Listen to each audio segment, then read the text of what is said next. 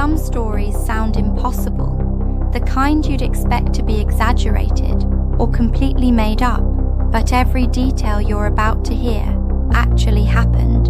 No embellishment, no dramatization, just events that unfolded exactly as they did, even when they stopped making sense. This is unhinged, but true.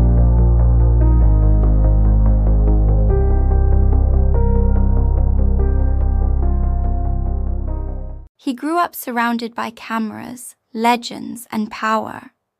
From the moment he was born, his last name opened doors most people would never even see.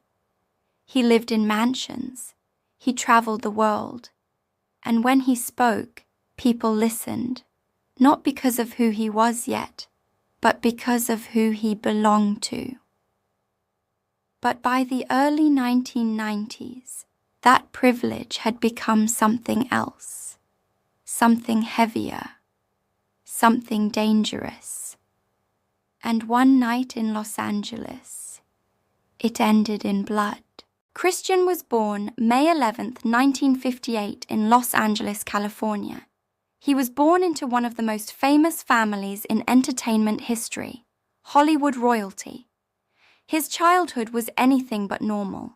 Movie sets replaced playgrounds, famous actors replaced neighbors.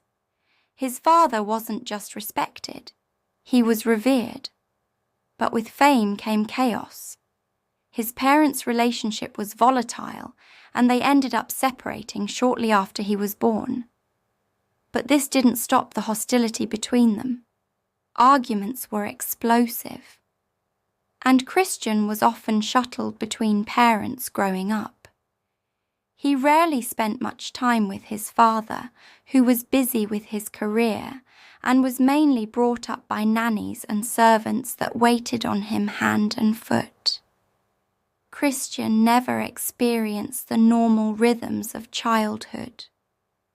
There was always a revolving door of women, relationships and mistresses entering his father's life and changing the family dynamic that was impossible to shape.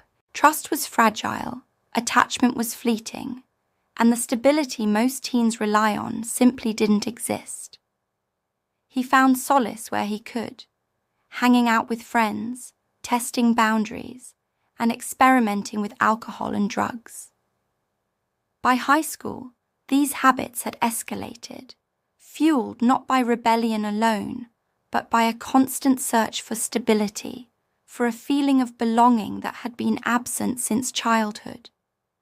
Romantic relationships became complicated. He fell in and out of love quickly, often drawn to women who were themselves part of a world he could never fully understand. He wanted connection, yet his upbringing had left him with little ability to maintain it.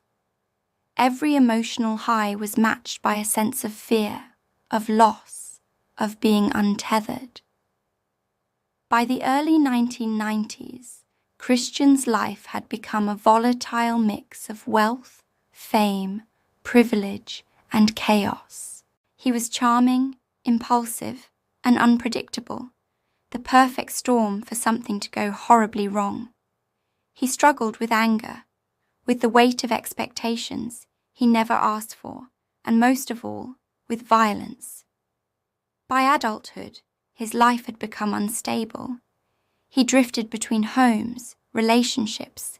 Friends described him as unpredictable, charming one moment, terrifying the next. Still, doors stayed open for him. Problems were smoothed over, consequences softened, until one night would change everything. On a warm spring night in 1990, the house was filled with tension. A young man named Dag Drolle was visiting Mulholland Drive home, where Christian lived with his family. He was the boyfriend of Christian's half-sister, Cheyenne, who was 8 months pregnant at the time. Their relationship had been tense, full of arguments and suspicions, and that night, Christian believed something was very wrong. Christian had been drinking heavily. His judgment was clouded, his emotions raw from a lifetime of instability and unresolved anger. He had been told that Doug was abusive, that Cheyenne was in danger. And in that house, under the weight of his upbringing, his father's fame, and a sense of responsibility he may have never fully understood, Christian confronted Doug. What happened next would shock the world. In the struggle that followed, a gun was fired. When it was over, the shooter did not run. He didn't hide. He stood there, calm, as police arrived. And when they asked what happened, he didn't deny it. He said he was protecting someone he loved. The headlines were immediate and relentless. Newspapers splashed the story across front pages. Hollywood was stunned. And in the aftermath, the details unfolded slowly, each one darker than the last. The case exploded in the media, not just because of the violence, but because of the name attached to it. His lawyer, Robert Shapiro, was the best money could buy. He made a name for himself defending Hollywood's A-listers like O.J. Simpson and the Menendez brothers, to name a few. The defense argued it was an act of protection. The prosecution said it was cold, deliberate, and then came the moment that changed everything. The courtroom filled with cameras as his father took the stand. A man whose face was known across the world. A man whose characters had defined generations. And now, he was there as a father, begging the court for mercy for his son. The jury watched. The world watched.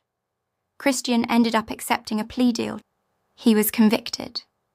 Sentenced to prison. For the first time in his life, the doors were closed. No favors. No fame. No escape. But even prison couldn't erase the question that lingered in everyone's mind. Would this have happened if his last name meant nothing? He was supposed to serve 10 years in prison, though he would serve 5 before being released in 1996. But the consequences didn't end there. Cheyenne, who had long struggled with mental health issues, would take her own life in 1995, leaving behind a young son. After his release, his life never recovered. Health problems followed, isolation followed. The legacy he was born into became something he could never escape or live up to, and the tragedy remained forever tied to one of Hollywood's most powerful families, because the man who pulled the trigger was Christian Brando, the son of Marlon Brando, the original Godfather, born into Hollywood royalty and remembered for a single, irreversible moment.